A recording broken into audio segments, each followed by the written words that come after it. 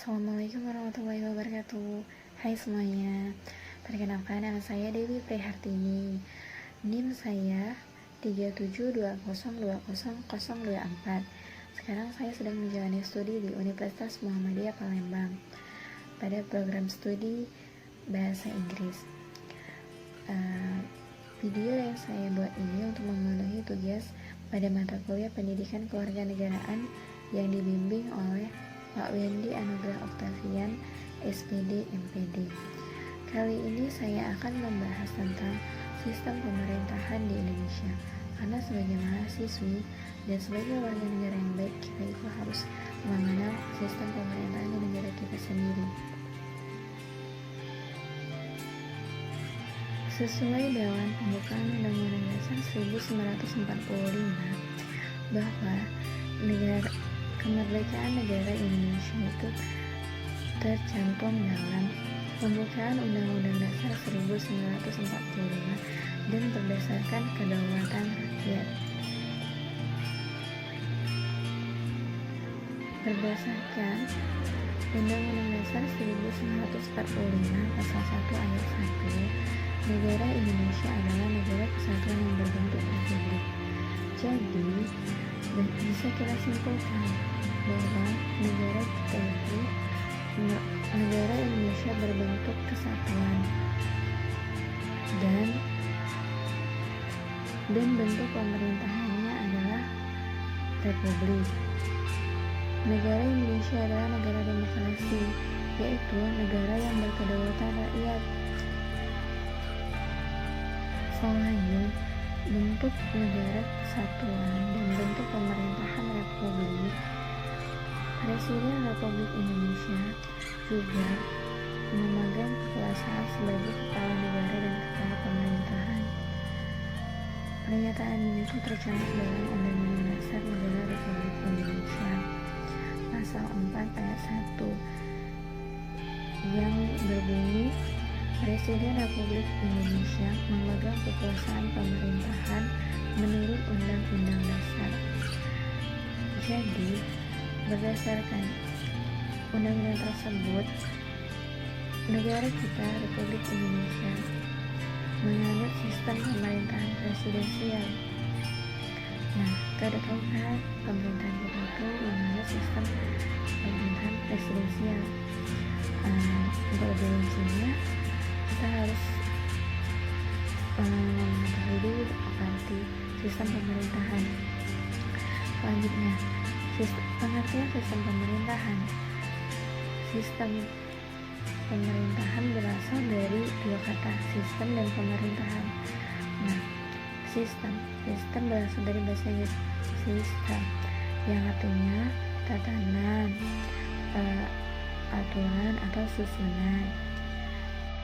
Sedangkan arti pemerintahan adalah perbuatan, cara atau hal dalam memerintah. Jadi sistem pemerintahan adalah sebagai suatu tatanan utuh yang terbentuk dari berbagai komponen pemerintahan yang bekerja sama, saling bergantung untuk mencapai tujuan dan fungsi pemerintahan. Komponen-komponen pemerintahan tersebut adalah lembaga legislatif, yudikatif, dan eksekutif. Jadi, untuk mencapai tujuan suatu negara, kita itu harus ada kerjasama dari lembaga negara, rakyat, maupun segala yang berada di dalam pemerintahan seperti dalam kabinet dan sebagainya. Untuk mencapai tujuan suatu negara demikian, seperti dalam contoh, tujuan negara Indonesia adalah untuk melindungi segenap bangsa Indonesia, tanpa daerah Indonesia, mencerdaskan kehidupan bangsa, dan itu memajukan pemerintahan dan menciptakan perdamaian abadi yang berdasarkan kemerdekaan dan keadilan sosial. Lembaga-lembaga yang berada dalam pemerintahan itu bekerja sama dan saling berjenjang untuk mewujudkan suatu tujuan di negara Indonesia sendiri. Oh iya, kita pernah dengarkan istilah trias politika. Trias politika itu adalah suatu kekuasaan berdasarkan pendapat dari Montesquieu. Kekuasaan itu terbagi menjadi 3, yaitu kekuasaan legislatif, kekuasaan yudikatif, dan kekuasaan eksekutif. Kekuasaan legislatif adalah kekuasaan membuat undang-undang seperti yang dimiliki oleh DPR. Kekuasaan eksekutif adalah kekuasaan untuk menjalankan undang-undang yang sudah terbentuk, dan kekuasaan yudikatif adalah kekuasaan untuk mengadili pelanggaran-pelanggaran terhadap undang-undang gitu. Dalam suatu negara yang pemerintahnya berbentuk republik, presiden itu wajib untuk membentuk suatu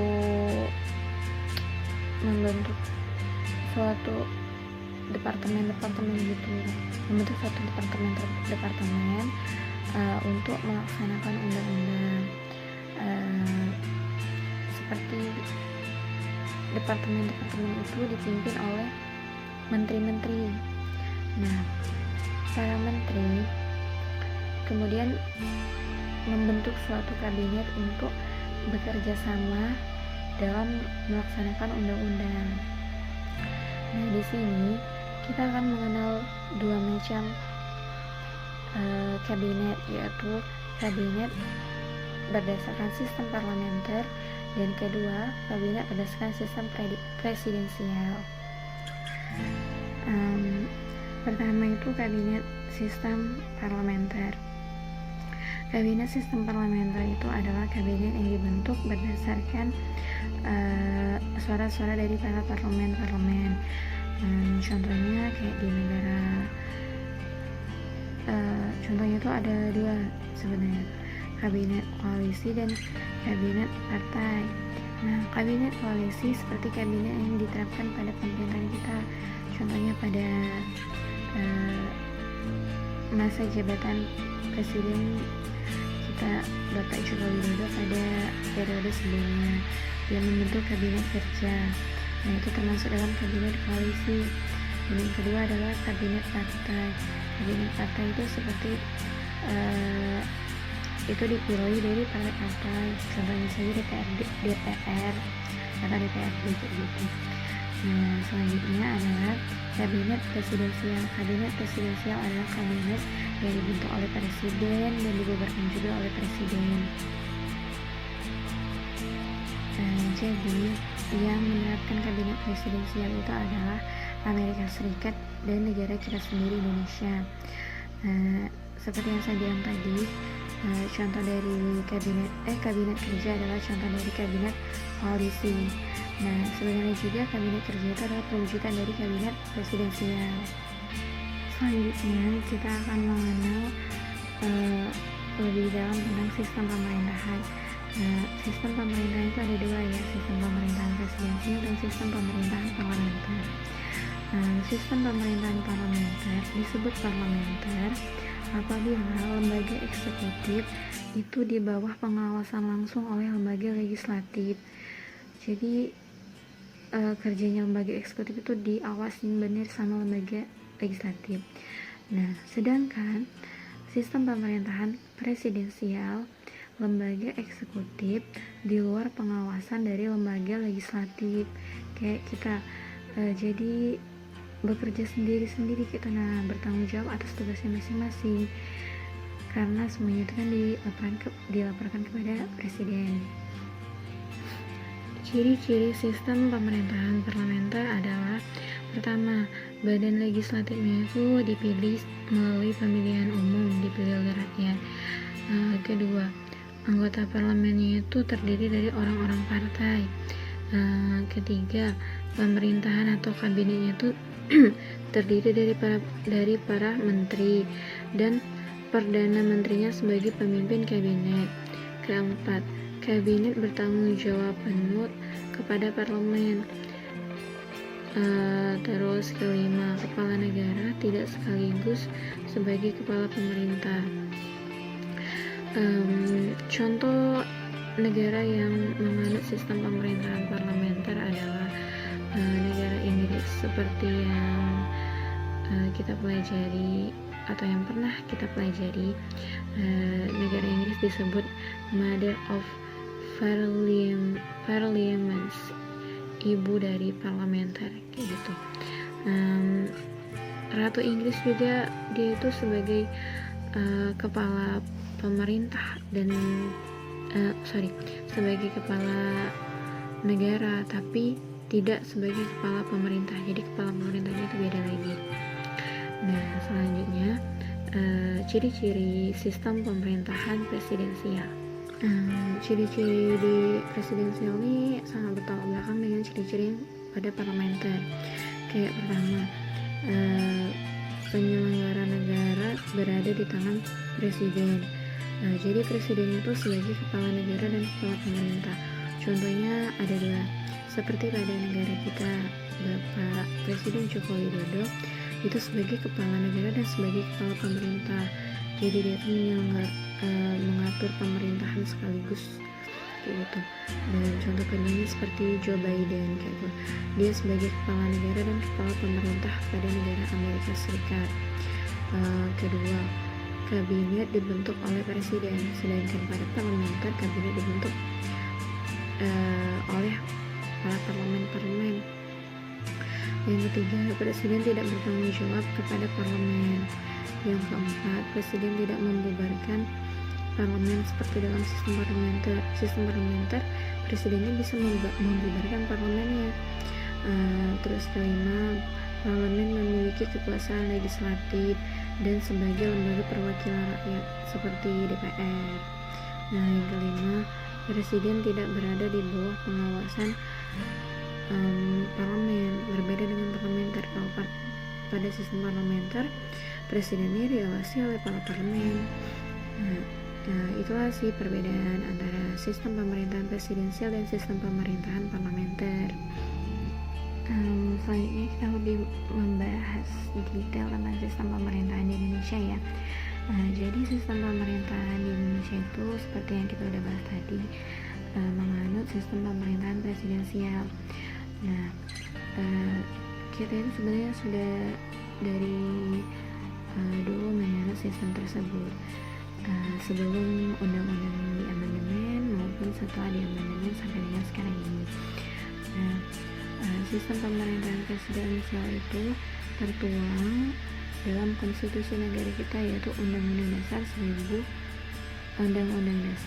Republik Indonesia 1945. Nah, selanjutnya itu saya bakal menjelaskan tentang sistem pemerintahan negara Indonesia sebelum di amandemen. Jadi sebelum di amandemen itu kita itu sudah menganut sistem pemerintahan presidensial. Hanya saja ada beberapa perbedaan. Perbedaannya itu ada beberapa ya, tapi saya akan menjelaskan dulu pokok-pokok sistem pemerintahan pada masa sebelum undang-undang di amandemen. Jadi itu yang pertama itu Indonesia adalah negara berdasarkan atas hukum. Yang kedua, kita memiliki sistem konstitusional. Yang ketiga, kekuasaan tertinggi berada pada MPR, Majelis Permusyawaratan Rakyat. Yang keempat, presiden sebagai penyelenggara negara, sebagai kepala negara dan kepala pemerintah. Tapi pada masa itu presiden di bawah naungan MPR. Jadi presiden itu dipilih MPR, berbeda seperti sekarang. Kalau sekarang ini presiden dipilih oleh seluruh rakyat Indonesia. Yang kelima itu presiden tidak bertanggung jawab kepada DPR. Yang keenam, menteri negara membantu presiden. Yang ketujuh, kekuasaan pada negara tidak terbatas. Nah, perbedaannya di sini adalah karena masa itu belum di amandemen, berarti itu termasuk masa Orde Lama dan dipimpin oleh Bapak Soeharto. Nah, jadi pada masa itu seperti yang kita tahu kan, bahwa terjadi banyak perbedaan pendapat. Nah, pada masa itu presiden memiliki banyak kekuasaan, seperti presiden memiliki kekuasaan legislatif, pemegang kekuasaan sebagai kepala pemerintah, sebagai kepala negara. Kemudian presiden memutuskan panglima tertinggi itu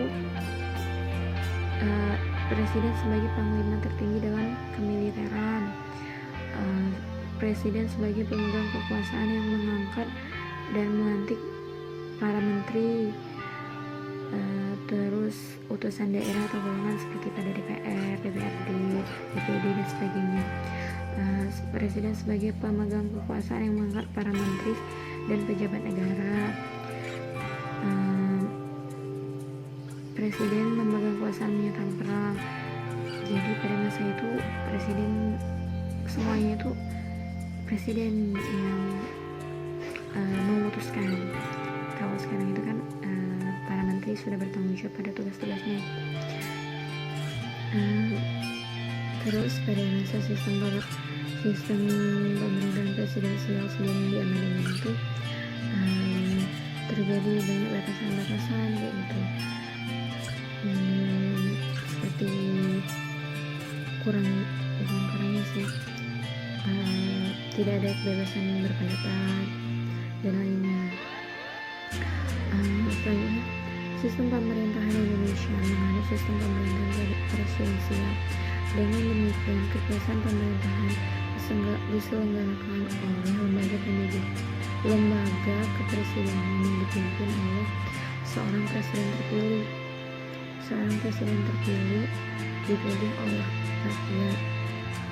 Nah, kepemimpinan presiden menjadi tolak ukur keberhasilan suatu pemerintahan. Sukses dan tidaknya kepemimpinan ditentukan dengan kemampuan dan keprofesionalan presiden yang terpilih. Untuk itulah, agar sistem pemerintahan berjalan dengan baik, maka kepemimpinan yang dipilih pun harus baik juga, karena kan yang memilih rakyat Indonesia. Jadi kita itu sebagai bangsa yang baik harus memikirkan yang terbaik untuk negara kita sendiri. Nah, selanjutnya saya akan menjelaskan tentang sistem pemerintahan setelah undang-undang diamandemen. Pada sistem pemerintahan presidensial setelah diamandemen memiliki pokok-pokok sebagai berikut. Pertama itu negara kita itu memiliki otonomi daerah yang luas karena menganut asas desentralisasi. Jadi maksudnya itu wilayah Indonesia itu terbagi secara rata dan terdata semuanya. Kayak misalnya kita tahu kan sekarang provinsi kita ada 34, berapa jumlah rakyat yang ada berdasarkan data yang ada dari pemerintahan. Terus kedua, presiden sebagai kepala negara dan sebagai kepala pemerintah, sama seperti yang sebelumnya amandemen, sama saja.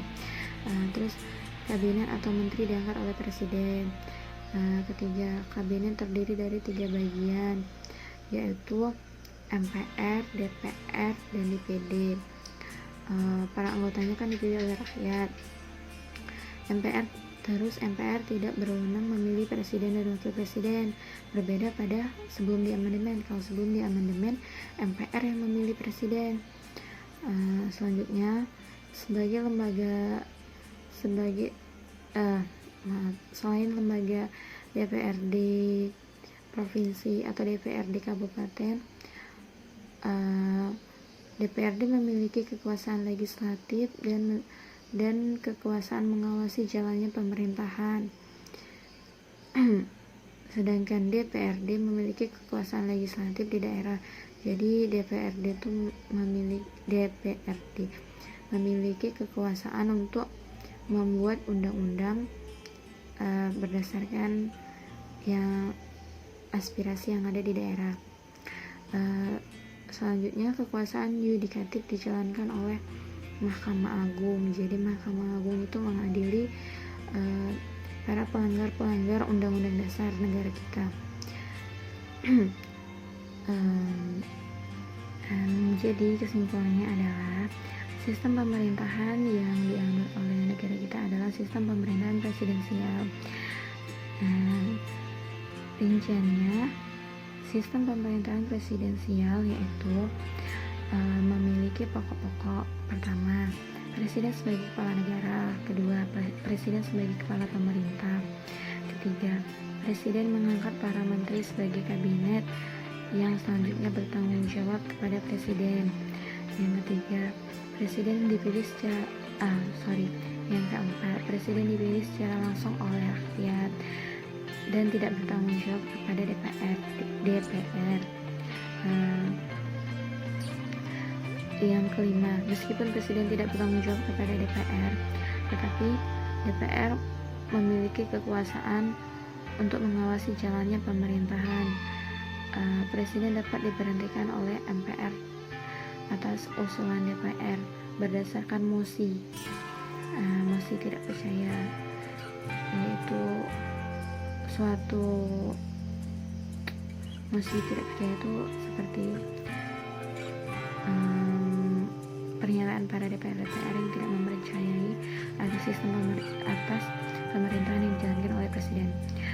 Selanjutnya, presiden tidak dapat membubarkan DPR meskipun DPR dapat mengusulkan pemberhentian presiden. Yang terakhir, DPR memiliki fungsi pengawasan, legislasi, dan anggaran. Jadi DPR itu bisa untuk membuat undang-undang, mengawasi jalannya pemerintahan, dan menetapkan anggaran untuk pendapatan belanja negara kita. Baiklah teman-teman, dan semuanya yang telah menonton video ini, saya rasa sekian penjelasan dari saya tentang sistem pemerintahan yang ada di Indonesia. Apabila ada kata-kata yang kurang jelas, saya mohon maaf. Dan terima kasih sudah mendengarkan penjelasan saya. Semoga video ini bermanfaat untuk kalian. Wabillahi taufiq wal hidayah. Wassalamualaikum warahmatullahi wabarakatuh.